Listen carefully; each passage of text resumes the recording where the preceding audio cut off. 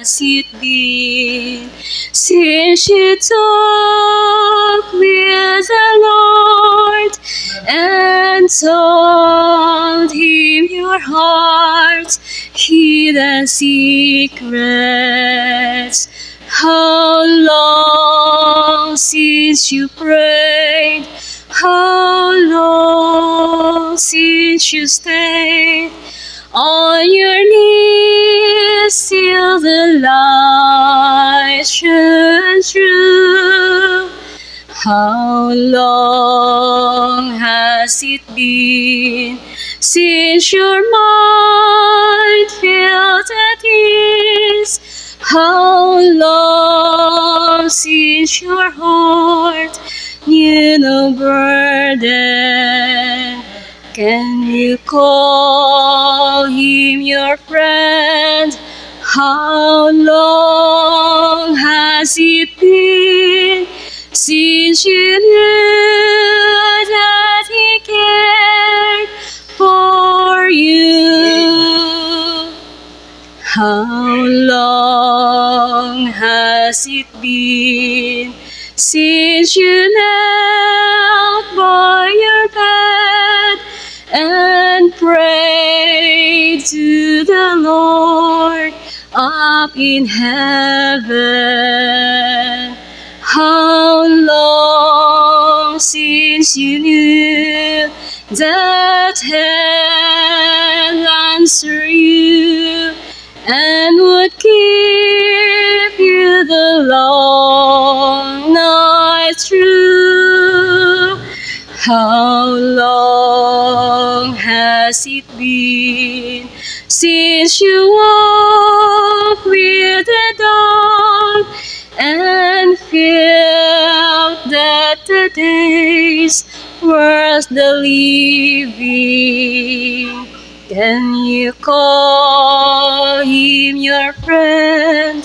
How long has it been since you know that he cared for you? Amen. Salamat at Tita Beth sa special kung na panalanginan mo sa iyahang gikanta. Say amen.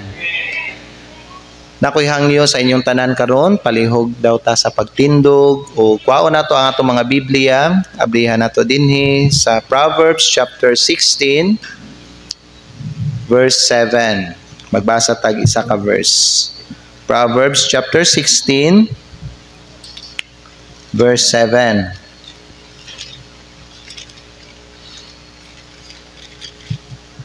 Nakabot na mo? Say amen daw. Ang pulong sa Dios nag-ingon din sa ato. When a man's ways please the Lord, he maketh even his enemies to be at peace with him. Magampo ta. Ang Dios magpanalangin sa iyang pulong karon nga gabi. Amahan namo nga langit nun, salamat Ginoo once again sa kagabion nga imong gihatag. Salamat Lord sa higayon nga kami karon makadungog sa imong pulong. Lord, panalangini ang mensahe o panalangini kami ang mga katawhan nimo nga maminaw karon nga gabi. Enlighten Lord ang ilang mga hunahuna o istoryaha ang among makasing-kasing.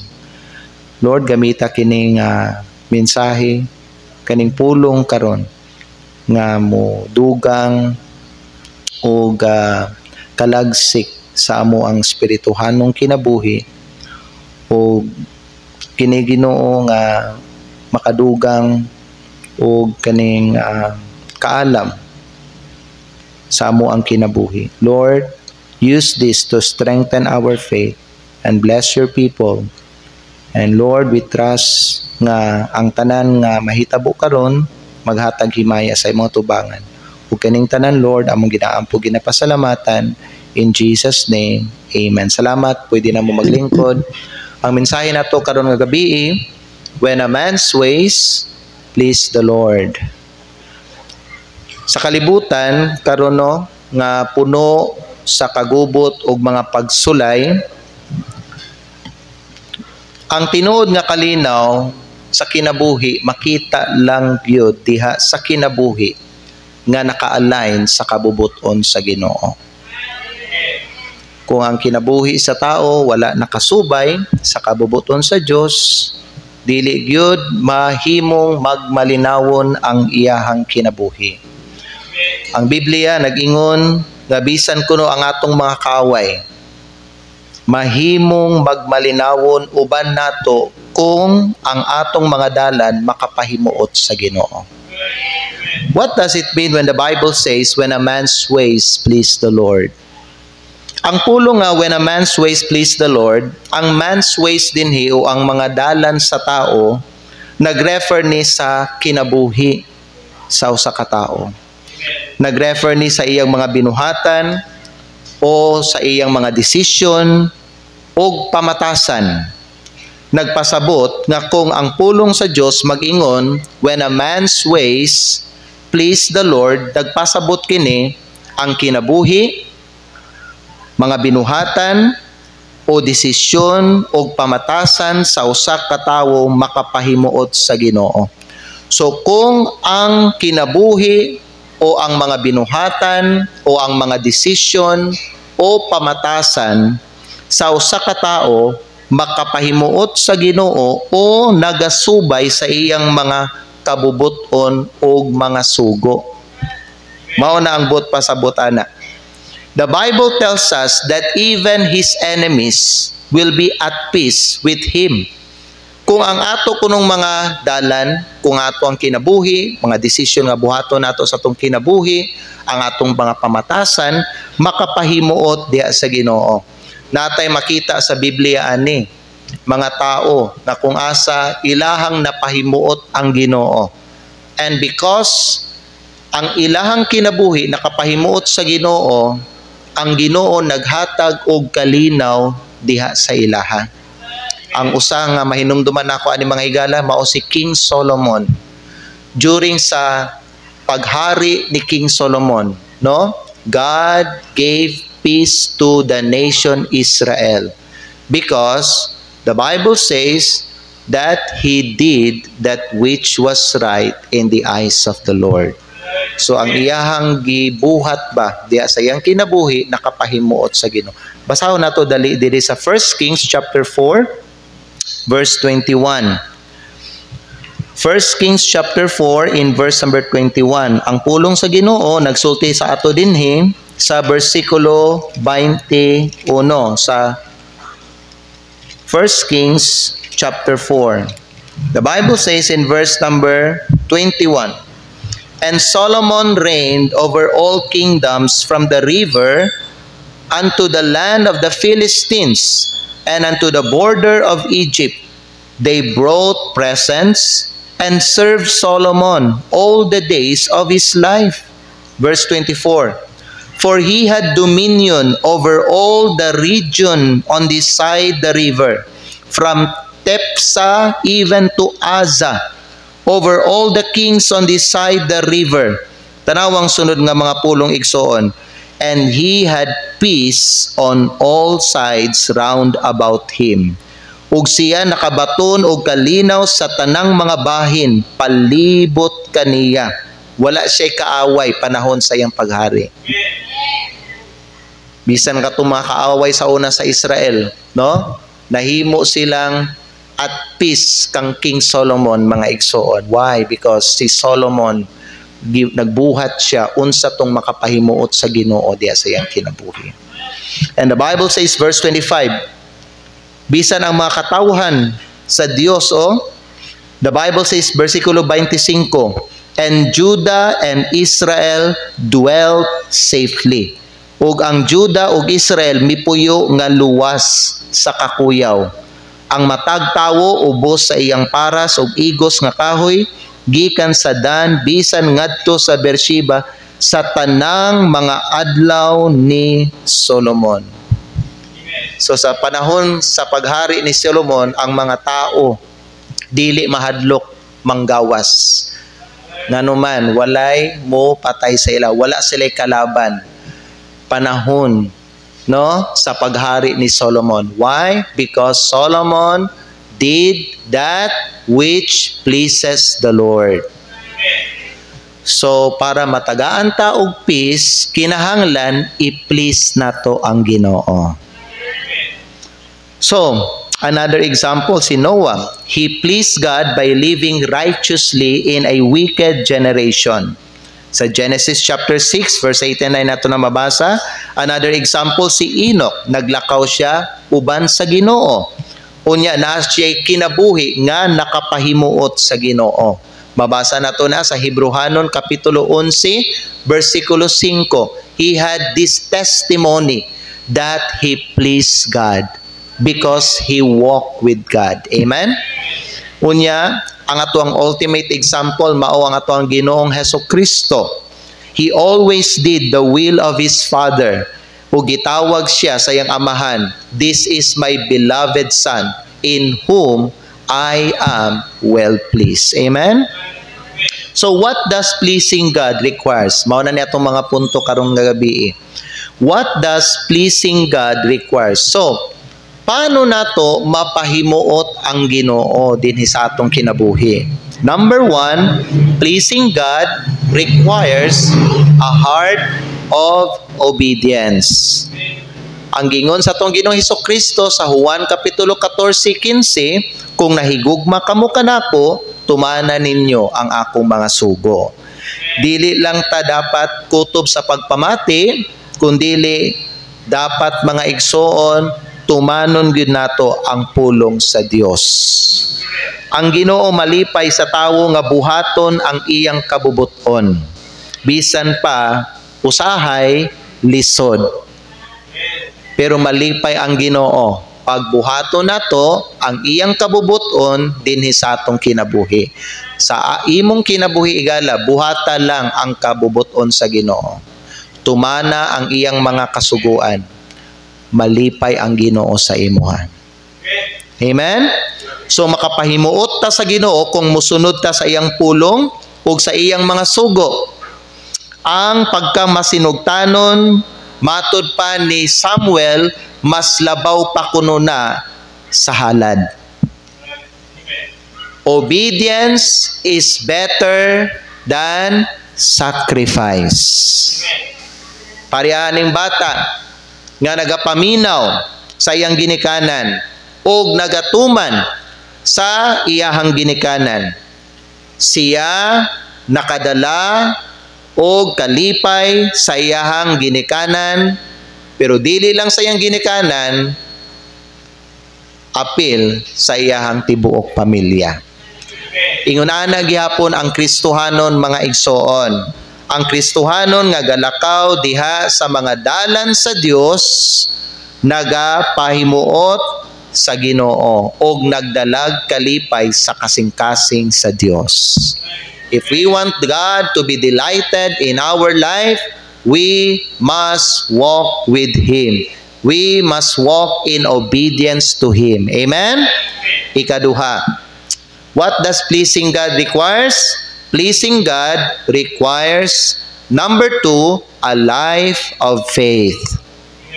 A life of faith. What did the Bible say? Hebrews chapter 11 verse 6, but without faith, it is impossible to please Him. Gawas sa pagtuo kuno, dili gayud kita makapahimuot sa Dios. If you want God nga malipay sa imong kinabuhi, kinahanglan naa kay pagtuo sa iya o pagsalig sa iyahan. Faith is trusting God even when we don't see the full picture. Kay sa atong life, di magyud nato makita mga igsoon ang tibuok hulagway sa atong kinabuhi. Siya lang ang nakakita. Siya lang ang nahibalos sa tanan nga dala nato o agian nato o atubangon nato sa atong kinabuhi.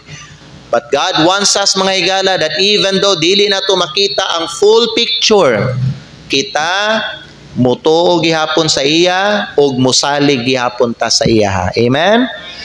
Ang tinuod nga pagsugod sa pagpahimuot sa Ginoo mao ang pagtuo. Dili ta makaduol sa Ginoo kung wala tay pagsalig o pagtuo sa iyaha. Nga unsa man nga siya buhi, makagagahom ug mutubag sa atong mga pag-ampo. Importante naa jud kay pagtuo sa Dios ug pagsalig sa iyaha higala. Ngano gani nahimuot ang Ginoo kang Abraham tungod kay ningtuo siya sa Ginoo ug nagsalig siya sa pulong sa Dios. Mo na sa diha nga si Abraham gisugo sa Ginoo, giingnan sa Ginoo, biyae ang lugar nimo adto sa dapit nga ako ang isulti sa imo. Wa gyud gisulti ang Ginoo kung unsa tong lugar ato. But the Bible says in the book of Hebrews chapter 11 that Abraham obeyed God. Bisan wa siya kay balo, asa siya moadto mga higala. Amen? Mauna ang kahimutan sa Ginoo. Pleasing God requires, number 1, a heart of obedience. Number 2, pleasing God requires a life of faith. Number 3, pleasing God requires a pure heart and right motives. Okay? Putli nga kasing-kasing o tama nga motibo. Psalms 51 verse 17. What did the Bible says? The sacrifices of God are a broken spirit. Diba? The sacrifices of God are a broken spirit. Tarawang sunod nga mga pulong, oh. A broken and a contrite heart, O God, thou will not despise. Ang Ginoo malipay sa espiritu nga bungkag ug mapainobsanon. Dinhin ako nasabtan ni Gala ba nganong usahay gina alaw sa Ginoo nga kita moatubang tag mga kasakit. Kanami nang ma-break ang atuang kasing-kasing. Parehas nang mamatian ta, dili ba no na mantay mga heartache ana no? Nginana kay duol ang Ginoo sa mga ingon ana nga mga tao igsoon. Oo. So dili ang panagway o ang relihiyosong buhat ang ginapangita sa Dios, kundili ang tinud-anay nga kasing-kasing, nga unsa nga klase nga kasing-kasing kanang humble, sincere, o repentant. Amen? Mao na mga higala ang kanang ganahan sa Ginoo.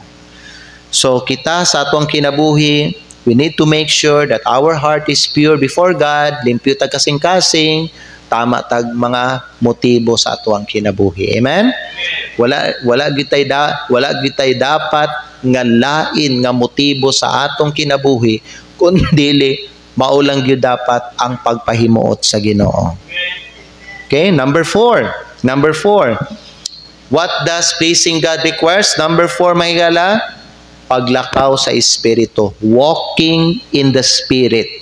Ngano man, kay ang pulong sa Dios nagingon sa ato diri sa Romans chapter 8 verse 8. Ingon ani ang gingon sa pulong sa Dios sa Romans chapter 8 verse 8. The Bible says, Romans chapter 8 verse 8, so then, they that are in the flesh cannot please God. Kato kunong nagkinabuhi sa unod, dili makapahimuot sa Dios. So kung ikaw magkinabuhi ka diha sa imong unod, ginasunod nimo ang gusto sa imong unod, dili ka makapahimuot sa Dios ana. So ang makapahimuot sa Dios kanang magsunod ta sa balaang espiritu. Kanang mo follow ta sa iyahang leading sa atong kinabuhi mga igsoon. Kung gusto nato malipay ang Ginoo, kinahanglan nga ang atong kinabuhi guided gid siya sa balang espiritu.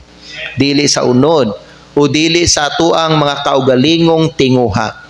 So when we allow the Holy Spirit to lead us, we bear fruit that pleases Him. Amen? Ikalima mga higala because of time. So what does pleasing God requires? Pleasing God requires a heart of obedience.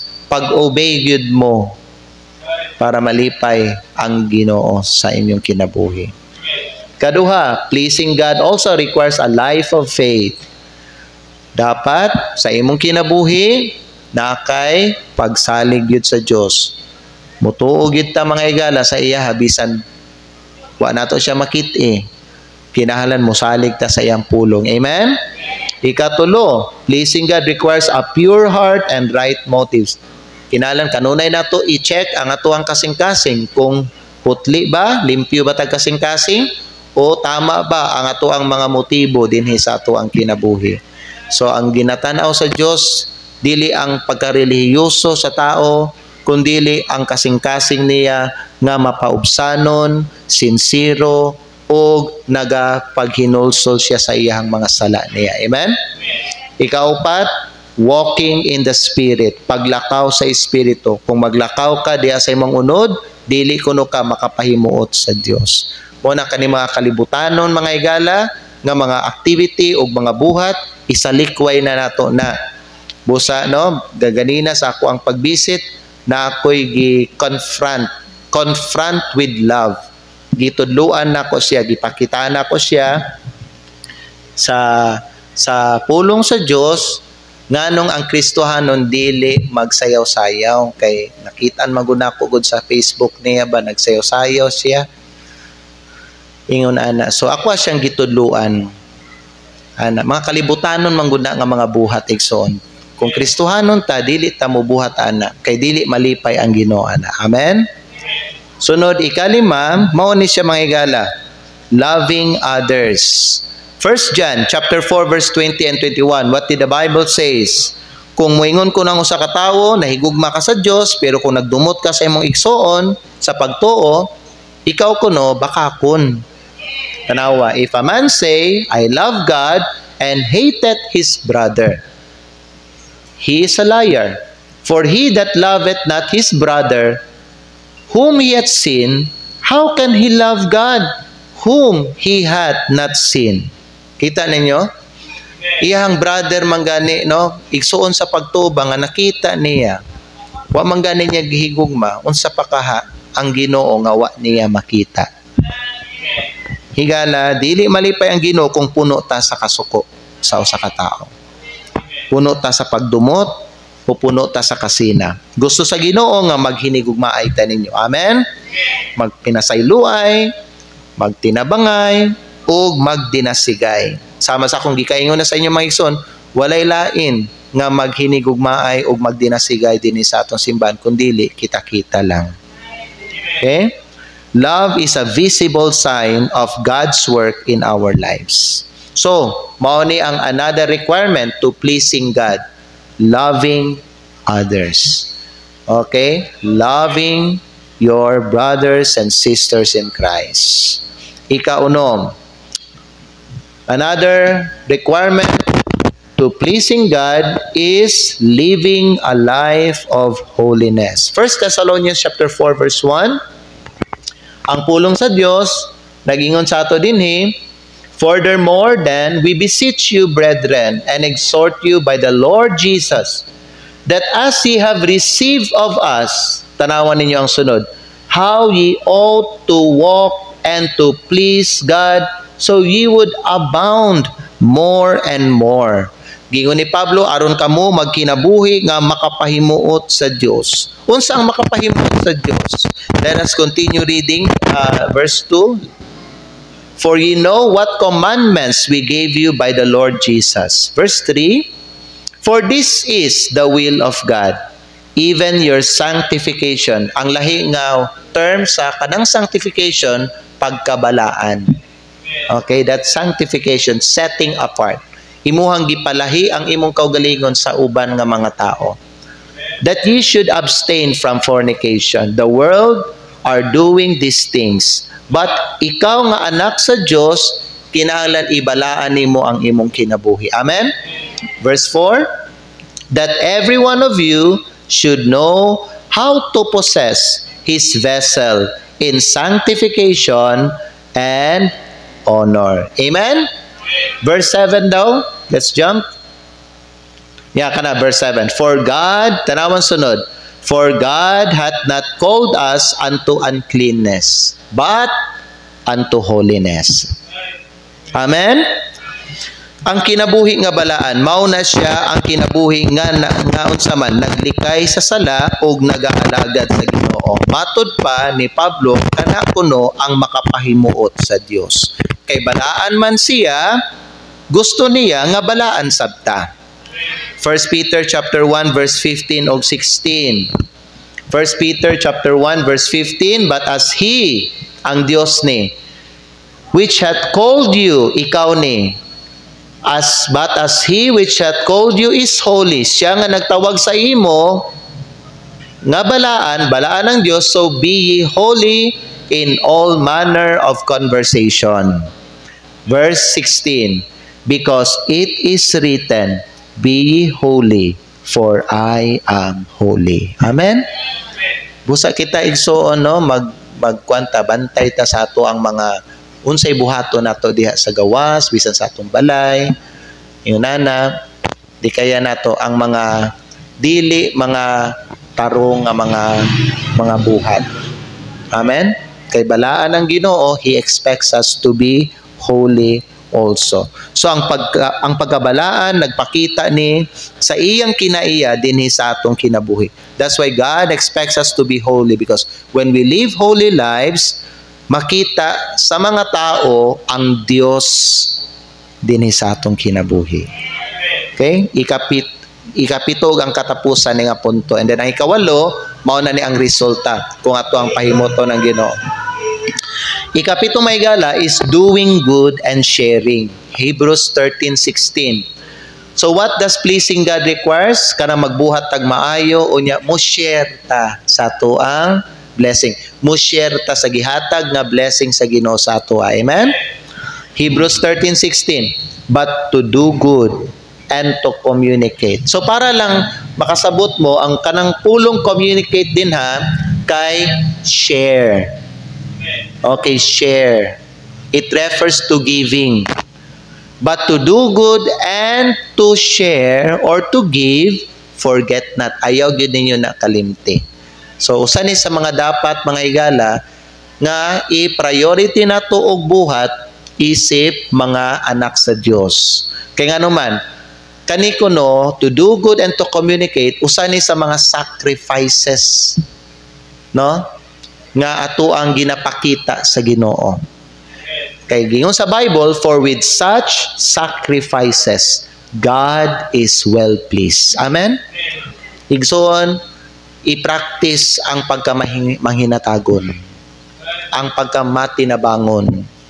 I-practice na siya, ano man, diha malipay ang Ginoo sa tao, mga higala. Kung magtabang ta sa uban, maghatag ta sa mga nanginahanglan, kung mo-share ta sa atong blessing, ug magpakita tag kaluoy. Kini kuno usa ka matang sa pagsimba nga makapahimuot sa Ginoo. Amen? Generosity, kindness, and good deeds are acts of worship that delight God. So, mao na, nga sa atong kinabuhi nato, kung naay blessing mo abot, dili nato mga higala ibulsa tanan. Dili nato mahigala gamiton tanan para sa ato ang kaugalingon. Share it. Amen? Share your blessings. Unya, pagbuhat og maayo. Show kindness to the people. Amen? So, number 8, ug ang katapusan, pleasing God, kay bulo ba mo unsay mag-result aning pagpahimuot nato sa Ginoo. Kung ato ang mapahimuot ang Ginoo dinhi sa atong kinabuhi, magresulta kini og divine favor and peace. Okay, naay pabor og naay kalinaw dinhi sa atong kinabuhi. Kung ang imong kinabuhi makapahimuot sa Ginoo, bisan, di ba sa gingon sa Bible? Bisan ang imong mga kaaway mahimong malinawon. Amen. Uban sa imuha. Okay, nagpasabot mga igala, dili ka unsaon sa imong kaaway, dili ka nila hilabtan. Bisan sila nga naay plano nga magbuhat og dautan sa imo, di nila mabuhat. Naay mo pugong sa ilaha. Why? Because God is protecting you from them.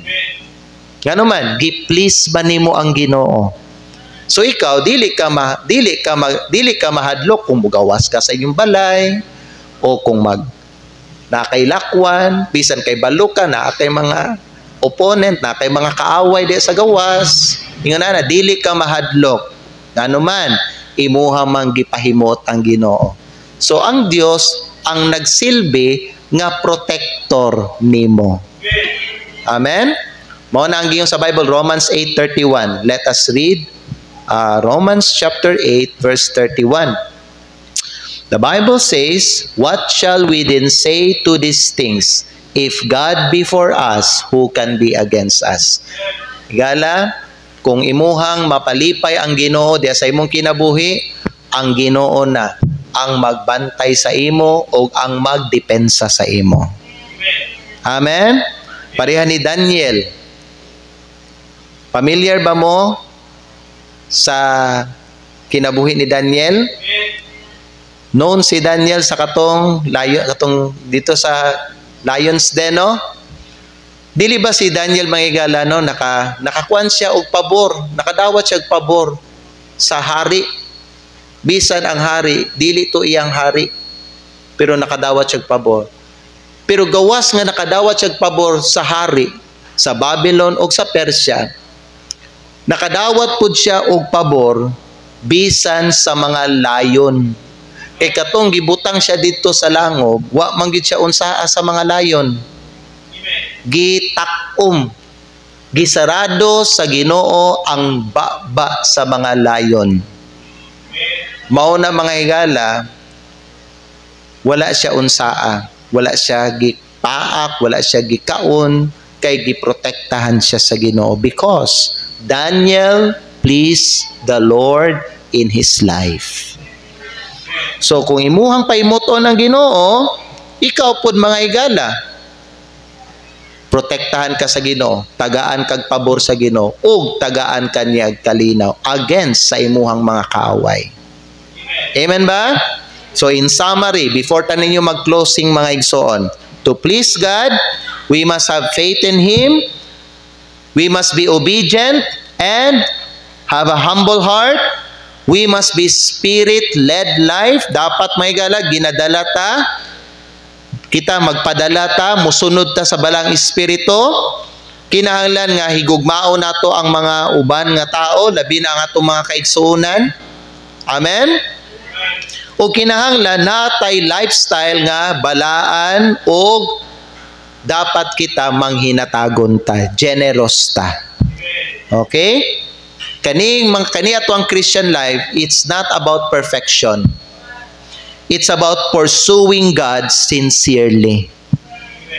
Mao ni ang ato ang kinabuhi igsoon. When we seek to please Him, kung mao ni ang tumong sa atong kinabuhi, nga ato ang ginapalipay ang Ginoo, siya muhatag sa ato ang grasya dinhi sa atong kinabuhi. Amen ba? Gusto ba mo og grasya gikan sa Ginoo? Kanunay palipaya ninyo ang Ginoo diha sa inyong kinabuhi. So kung atong mga pamaagi makapahimuot sa Ginoo, bisan ang atong makaaway mahimong malinawon kanato. Ikaduha, ana ang panalangin, protection o kalinaw sa Ginoo. Ikatulo, mahimo putang testimonya sa uban kung unsa kamaayo ang Ginoo. Because in our life, it's all about God and His glory, mga higala. That's why, i-please ninyo ang Ginoo, mga higala, ug mahimo kang testament sa mga tao. Amen? Mahimong testament kay diha sa imong kinabuhi nakita ang Ginoo. Amen ba? So ang application nato karon mga igsoon, pangutan-a daw ang imong kaugalingon karon. Are my ways pleasing to the Lord? Ikaduha, am I walking in obedience? Am I living in faith? Am I trusting His plan? Okay? Nakapahimot ba sa Ginoo akong kinabuhi? Ako ba masinugtanon sa iyang pulong? Nag-alagad ba ko pinaagi sa pagtuo? Nagsalig ba ko sa iyang kabubuton? Higala kung magkinabuhi ka aron magpahimuot sa tao, sultihan ta ka, makakita ka kasamok o conflict. Kung ang tumong nimo ha kanang mo na nga dili maayo nga kita magkinabuhi ta aron palipayo nato ang mga tao. Later na ay conflict diha, na ay gubot, na ay samok igsoon. Nga naman pastor, mao na lang man na ang imuhang tumong nimo. Kay di man gyud kanunay mga higala nga ihatag nimo unsay gusto sa tao. Tama? So kung maunay mahimong tumong nimo sa imong kinabuhi, later pag di nimo ihatag unsa ang ilang gusto, di na siya ganahan sa imo, malain na sa imo ug maglalis mo. Ayaw himoa nga tumong diha sa imong kinabuhi ang pagpahimuot sa tao. Sa imong kinabuhi mga higala, pahimot ang Ginoo. Kay kung magkinabuhi ka aron magpahimuot sa Ginoo, ang Ginoo magdalag kalinaw o kadaugan diha sa imong kinabuhi bisan sa taliwala sa imong mga kaaway. Amen ba? There is peace in pleasing God. Ana ang gahom sa Dios o panalangin sa atong kinabuhi kung magkinabuhi ta nga matarong atubangan sa Dios. So karon nga gabi sa dili pa ta ninyo magampo, ang akong pangutana sa inyohang tanan, will you commit your ways to the Lord tonight? Will you live in a way that pleases Him? Andam ba ka mga higala nga ihalad nimo ang imong mga dalan diha sa Ginoo karon nga gabi? Buhatan ninyo na mga higala og makakita ka og panalangin sa imong kinabuhi. Iduko nato itong mga ulo, ipiyo nato itong mga mata. Pag kinabuhi nga ang imong tumong ginapahimuot nimo, ginapalipay nimo ang Ginoo. Let us pray. Father God in heaven, salamat kayo sa mensahe nga imong gihatag sa amo karon. Thank you Lord God for showing us kung unsa ka-bless ang kinabuhi sa usa ka Kristohanon nga nagapahimuot siya sa imuha. I pray Lord nga maun unta ni mahimong motibo ug tumong sa imong mga katawhan dinhi sa North Davao Baptist Church. Lord God in heaven, palihog, move the invitation tonight, and Lord, kung unsay mga panginahanglan diha sa ilang spiritual nga kinabuhi, unsay mga panginahanglan sa imong mga anak karon, tagbua Ginoo. Help them, Lord God, to live a life that pleases you. I pray these things in Jesus' name. Pwede ta ninyo manindog mga igsoon. O karon sa atong tapos mag-invitation ta ninyo o susihon nato dinhi sa atong kinabuhi kung naa ba ning mga requirements sa atong kinabuhi ba no, naa ba ning mga requirements sa pagpahimuot sa Dios dinhi sa atong kinabuhi, because pleasing God requires a heart of obedience. Naa ba ka ani? Do you have a heart of obedience? Si Kristo nagsulti, kung nahigugma kamo kanako, tumana ninyo ang akong mga sugod. Ikaduha, pleasing God requires a life of faith. Ang pulong sa Dios nag-ingon, gawas sa pagtuo, dili gayud ikaw makapahimuot sa Dios. Naa ba kay pagtuo pagsalig sa Ginoo? Tinuod ba gyud nga nagsalig ka sa Ginoo? Higala, pleasing God requires a pure heart and right motives. Naa ba kaani sa imong kinabuhi? Limpyo ba ang imong kasing-kasing karon? Tama ba ang imong motibo sa pagsimba o pag-alagad sa Ginoo? Pleasing God requires also walking in the Spirit. Ang pulong sa Dios nag-ingon, ang nagkinabuhi sa unod, dili makapahimuot sa Dios. Pleasing God also requires loving others. Kung musulti ka, nahigugma ka sa Dios, pero nagdumot ka sa imuhang igsoon sa pagtuo, bakakon ka. Ang gugma, visible sign ni nga ang Dios nagalihok dinhi sa atong kinabuhi. Another requirement for pleasing God is living a life of holiness. Are you holy or are you worldly? Higala kinahanglan nga magkinabuhi ta nga balaan aron malipay ang Ginoo. And pleasing God requires doing good and generosity. Unsa man ang kinaiya nimo karon?